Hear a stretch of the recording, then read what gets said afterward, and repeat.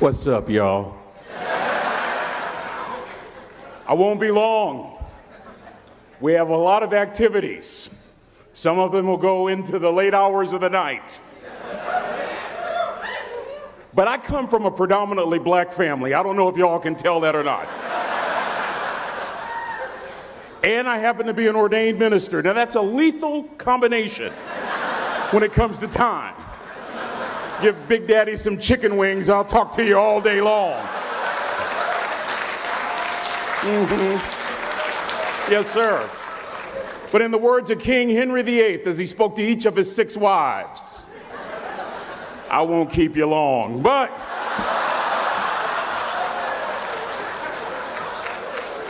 I will be very brief and on point. I promise you that. Cadets, y'all are graduating from one of the greatest institutions in the world. There is no education like a maritime education. And for all of you in the audience, the curricula is rigorous, tough, demanding, compelling, forcing you to be your best and to give your best. The sacrifice, young people, that you went through, most of us will never, ever know. But here's my message. To whom much is given, much is required. You have been blessed, invested in by this great faculty. You won't ever receive the kind of knowledge that you've received during your time here. But I wish that you would couple that knowledge with something else. Wisdom. Wisdom from a mother. Wisdom from a father, a grandmother, a grandfather, an uncle, an aunt, a friend, a favorite professor. Wisdom from somewhere. That combination will keep you centered regardless of the turbulence of the sea. That combination will keep you well grounded regardless of the ups and downs of life. That combination will cause you to make an impact, to grow your influence. It was John Maxwell who said leadership is influence, nothing more, nothing less. Your ability to influence people within the sphere of your periphery will determine the impact that you make. Will Cal Maritime graduates make an impact? They make an impact all over the world.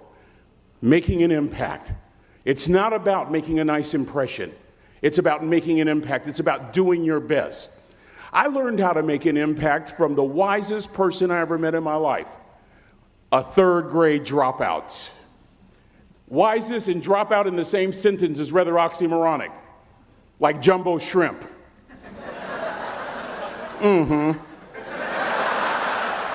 Like fun run. Ain't nothing fun about it. Like Microsoft Works. Y'all don't hear me. I used to say like country music, but I've lived in Texas so long, I love country music now. I hunt, I fish, I have cowboy boots and cowboy. Y'all, I'm a black-neck redneck. Do you hear what I'm saying to you? No longer oxymoronic for me to say country music. And it's not oxymoronic for me to say 3rd grade and dropout. That 3rd grade dropout, the wisest person I ever met in my life, who taught me to combine knowledge and wisdom to make an impact, was my father. My daddy grew up in the piney woods of East Texas, a little town called Huntsville, Texas. After World War II was over, my father decided to be the only one in his family to migrate west. And in the 1950s, he found his way to the San Francisco Bay Area. Fell in love with a forklift driver. My mother was a bad mamma jamma, let me tell you right now, baby. Didn't need a man, he was just there. My mother was a forklift driver over at the Benicia Arsenal, where she would provide the services to support the war efforts during World War II. In the 50s, my mother and father get married, and they migrate to this area. My father gets a job as a cook, a simple cook. Wisest man I ever met in my life. Just a simple cook at some school called California Maritime Academy. Oh, come on with your come on.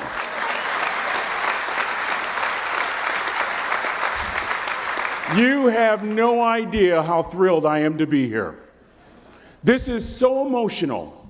This may be my favorite speech of all time because y'all are my family. I can't wait to take a picture with you.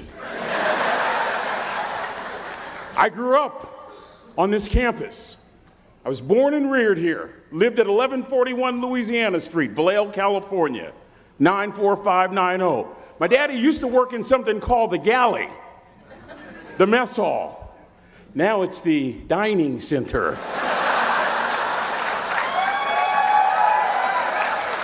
And it's a nice one. My father, wisest man I ever met in my life, left school in the 3rd grade to help out on the family farm, but just because he left school doesn't mean his education stopped. Mark Twain once said, "I've never allowed my schooling to get in the way of my education." My father taught himself how to read, taught himself how to write, decided in the midst of Jim Crowism, as America was breathing the last gasp of the Civil War, my father decided he was going to stand and be a man. Not a black man, not a brown man, not a white man, but a man. He literally challenged himself to be the best that he could all the days of his life. I want to share something with you. The wisest man I ever met in my life never made it past the 3rd grade, impacted tremendously me and my brother. Growing up right here in Vallejo, this was our family. This academy was our backyard. Going on that training ship and getting lost, sneaking into the pool, going to all the different places for nearly 30 years. This was home. And I want to tell you, I know what it takes to get where you are, and I need you to listen to me very carefully. I have 4 degrees. My brother is a judge. We're not the smartest ones in our family. It's a 3rd grade dropout daddy. A 3rd grade dropout daddy who was quoting Michelangelo when he was a cook at Cal Maritime, saying to us, "Boys, I won't have a problem if you aim high and miss, but I'm going to have a real issue if you aim low and hit." A country mother quoting Henry Ford, saying, "If you think you can or if you think you can't, you're right." You see, it takes knowledge and wisdom combined to grow your influence so that you'll make an impact. You'll be a shipmate that others can count on. I learned that from a 3rd grade drop. Simple lessons. Lessons like these. Son, don't judge people. Son, I've worked at Cal Maritime. You know, I've been all over the world. I've seen good and bad in every shade. Don't judge people. The tendency of a person is to walk away from somebody that's different from them. You stay there and you get to know them. Never judge. Then he dropped Jonathan Swift on me, who said vision is the ability to see the invisible. Don't judge. Another lesson from this 3rd grade dropout. Son, you'd rather be an hour early than a minute late. We never knew what time it was at my house because the clocks were always ahead. We were on Cal Maritime. Come on, somebody. Watch this. My father had the breakfast and lunch shift here at the academy. He had to be at work at 5 o'clock. We lived on Louisiana Street, 15 minutes away. My mother said for nearly 30 years, my father left the house at 3:45 in the morning. One day she asked him, "Why, Daddy?" He said, "Maybe one of my boys will catch me in the act of excellence." I want to share 2 things with you. Aristotle said, "You are what you repeatedly do." Therefore, excellence ought to be a habit, not an act. Don't ever forget that. The other thing I want to share with you is Harvard Business Review, September 2004. The article is titled Deep Smarts. Here's the thesis. Lecturing, what our universities are based upon, is the worst kind of teaching method, usually. Present company excluded. That if you want to get the intended message across, model the behavior. My daddy, a 3rd grade dropout, a cook, was modeling excellence for his boys, combining academic knowledge and old school wisdom. That's what makes an impact. An impact as you go all over the world. You're not interested in making a nice impression. You want to make an impact.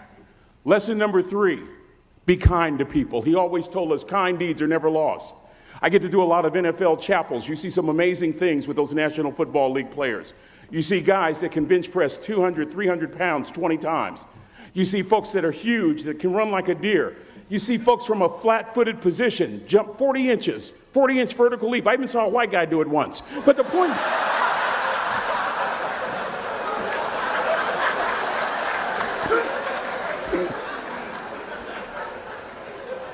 You know what stops me in my tracks? When I see one of those rich folks show kindness. It literally stops the world. George Washington Carver said, when common people do common things in uncommon ways, they command the attention of the world. I just described your grandmother. I know you're tough. I know you're seaworthy, but always remember to be kind. Always. Don't ever forget that. Never embarrass mama. Mm-hmm. Yeah. If mama ain't happy, ain't nobody happy. If daddy ain't happy, don't nobody care. But you know, I'm trying to tell you. Next lesson. Lesson from a cook over there in the galley. Son, make sure your servant's towel is bigger than your ego. I want to remind you, cadets, of something as you graduate. Ego is the anesthesia that deadens the pain of stupidity. Y'all might have a relative in mind you want to send that to. Let me say it again. Ego is the anesthesia that deadens the pain of stupidity. Pride is the burden of a foolish person. You'll never be a great shipmate. You'll never be a great executive. You'll never be a great teammate if it's all about you. You'll never be a great supervisor or council person if it's all about you. You'll never be a great staff member if it's all about you.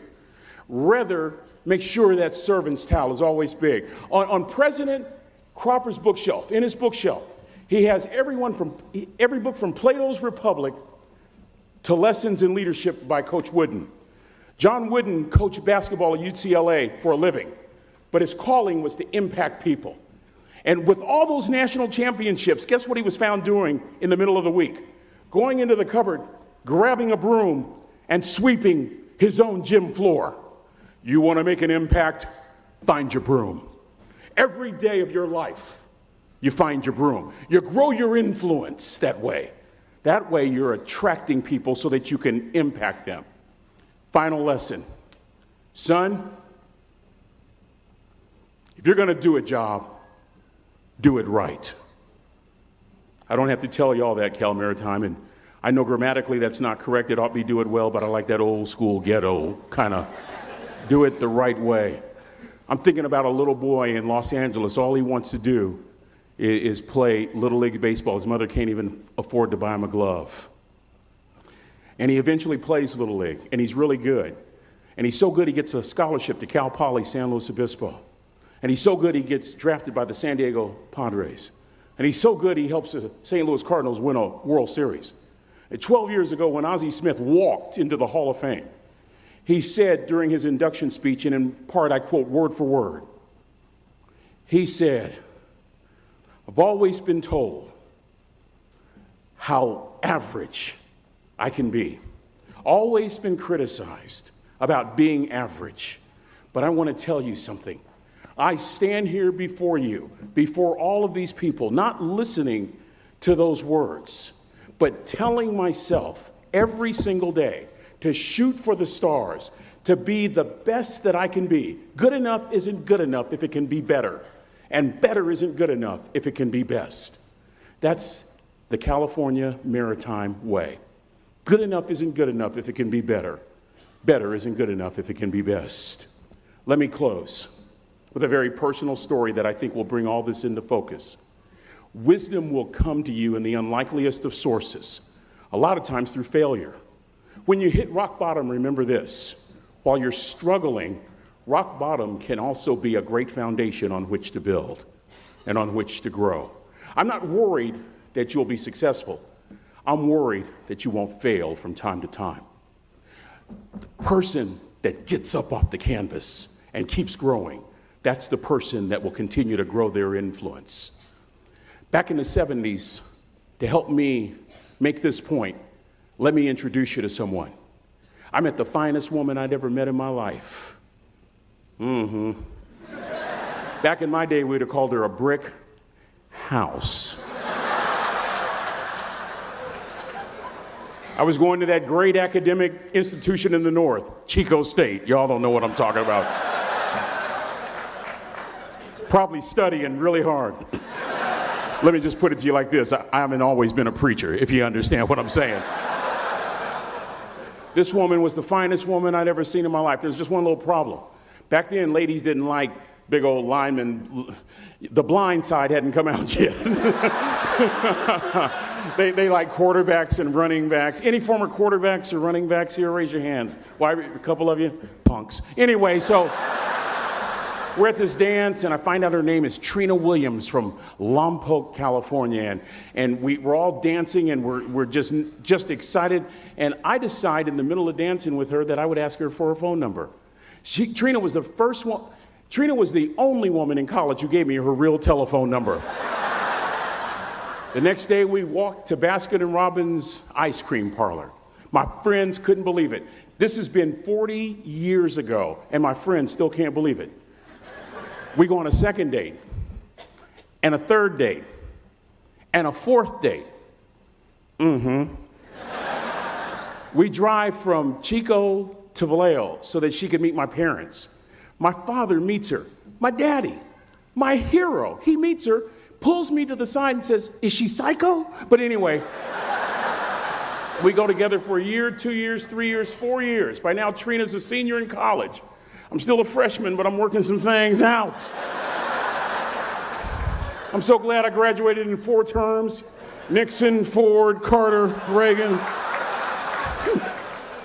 So now it's time to propose. So I talk to her girlfriends, and it's California. It's in the 70s, so it has to be outside. Have to have a candle, and you have to have, some chocolate. Listen, I'm from the hood. I had a bottle of Boone's Farm wine. That's what I had. She said yes. That was the key. I married the most beautiful woman I'd ever seen in my life. Y'all ever been to a wedding, and even before the wedding starts, you hear this? How in the world? And it was coming from my side of the family.